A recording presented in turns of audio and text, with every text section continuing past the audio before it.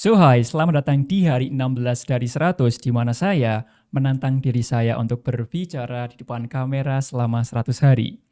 Dan saya sempat berhenti untuk latihan 3 hari atau sampai 1 minggu.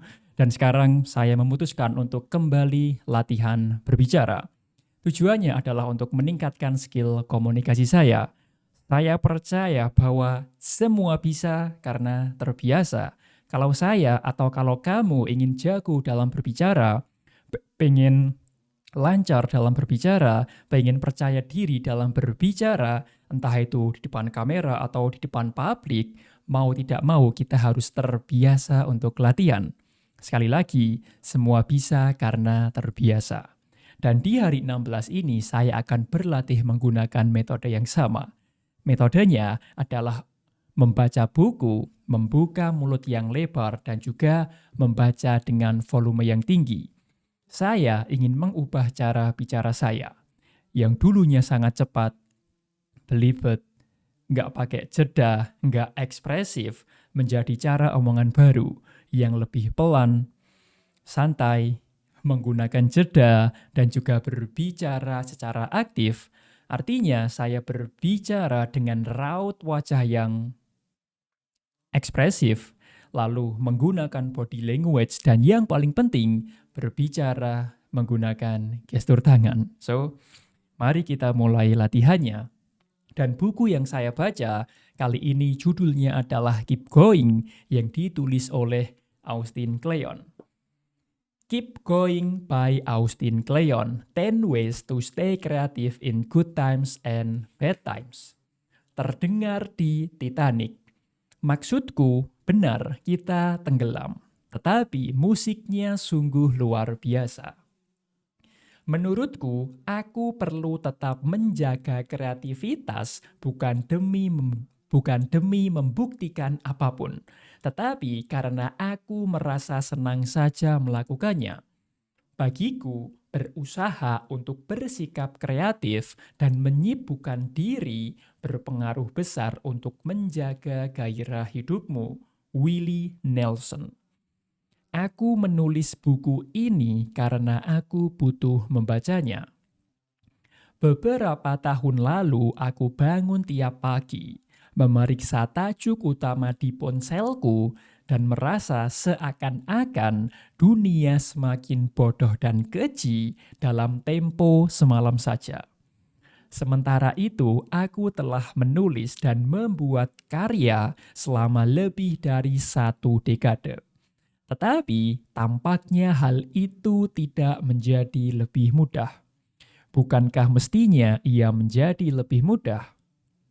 Segalanya membaik bagiku saat aku telah berdamai dengan fakta bahwa mungkin keadaannya tidak akan pernah menjadi lebih mudah.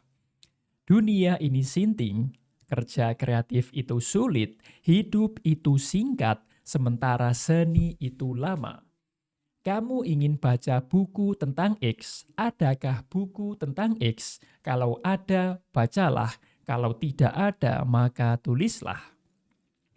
Entah kamu telah menghadapi kejenuhan, kebosanan, baru mulai dari awal, sedang mulai kembali, atau sudah sukses besar, pertanyaannya akan selalu sama.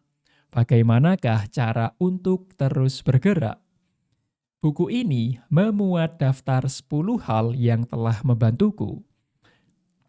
Aku menuliskannya utamanya bagi para penulis dan seniman. Tetapi menurutku prinsip-prinsipnya bisa berlaku bagi siapapun yang berusaha menciptakan kehidupan kreatif yang produktif dan juga penuh makna. Termasuk para pengusaha, pengajar, murid, pensiunan, dan juga aktivis. Kebanyakan poinnya adalah hal-hal yang telah kucuri dari orang lain. Kuharap kamu akan menemukan beberapa hal yang pantas untuk dicuri juga. Tidak ada aturan, tentu saja. Kehidupan adalah sebuah seni, bukan ilmu sains. Jarak tempuh kalian mungkin bervariasi, ambil yang kamu perlukan dan tinggalkan selebihnya. Teruslah bergerak dan jaga dirimu baik-baik, karena aku pun akan melakukan hal yang sama. Keep Going by Austin Kleon. 10 cara untuk tetap kreatif dalam waktu yang bagus atau dalam waktu yang buruk. Barusan saya belajar mengenai manajemen ekspektasi. Semuanya membaik ketika saya menerima bahwa mungkin keadaannya tidak akan menjadi lebih mudah. Semuanya membaik ketika saya berani, ketika saya siap untuk menerima kemungkinan terburuknya. Ini semua tentang manajemen ekspektasi.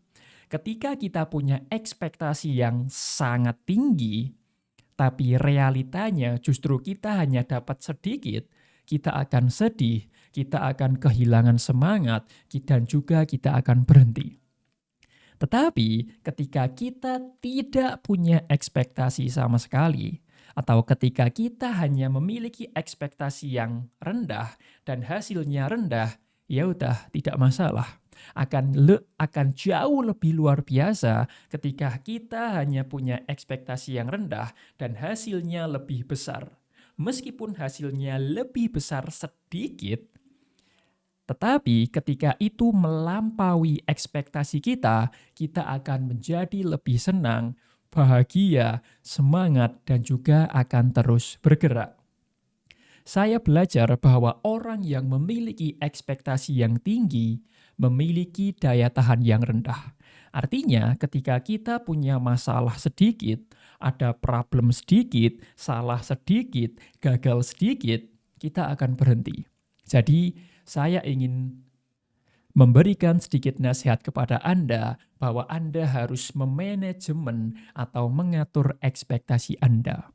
Jangan terlalu memiliki ekspektasi yang tinggi. Dan bagi saya punya aturan yang baru untuk kehidupan saya.